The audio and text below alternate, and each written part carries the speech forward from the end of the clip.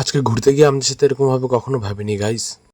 তো আজকের ব্লগটা শুরু করি দোকান থেকে। তো ফার্স্টে দোকানে এসে বসলাম, কিছু কাজ ছিল সেগুলোই করছিলাম। আর ঠিক তখনই দেখতে পেলাম যে আমার নামে একটি পার্সেল চলে আসছে, দোকানে দিয়ে গেছিলো। আমি যেহেতু ছিলাম না, আমি পরে আসলাম। তো চলো পার্সেলটা ওপেন করি। এটা এসেছে আমাদের ওয়েডিং অ্যালবাম।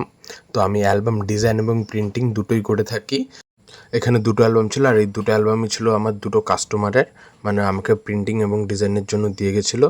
তো সেটাই চলে আসছে, আর এটা কিন্তু খুব ফাস্ট চলে আসছে, মাত্র 5 দিন আমি ডেলিভারি দিয়ে দিলাম। তো ডিজাইনটা দেখো, আশা করি যদি ভালো লাগে কারো আমাকে অর্ডার দিতে পারো। প্রাইসটা কমেন্ট করো, কমেন্টে জানিয়ে দেবো। আর ডিজাইন দেখো অবশ্যই কমেন্টে জানিও কীরকম হলো ডিজাইনগুলো। তো গ্যাস যেহেতু দোকান ছিল ফাঁকা, তো দুই দাদা আসলো, ওরা যাচ্ছিলো ঘুরতে। তো ওদের সাথে আমিও বেরিয়ে পড়লাম একটু চিলাপাতার উদ্দেশ্যে। তো এখানে আমাদের হচ্ছে হাইওয়ের কাজ। তো দেখতে পাচ্ছ উপরে আকাশটা এত সুন্দর ভিউ, আর নিচে এত পরিমাণ ধুলা যে ভাই পাউডারের কোনো দরকারই পড়ে না। এখানে গেলে এমনি পাউডার অনেক পাওয়া যায়। তো গ্যাস ধুলা খেতে খেতে আমরা চলে আসলাম চিলাপাতা।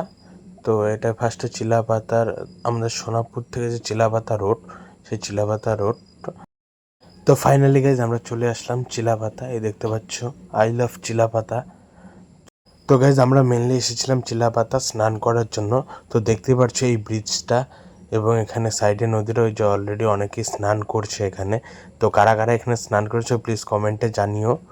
তো চলো আমরা আসলাম স্নান করার জন্য, যাই দেখি এখানকার জলটা জাস্ট ওয়াও, এত সুন্দর ঠান্ডা জল, এত সুন্দর ঠান্ডা ওয়েদার।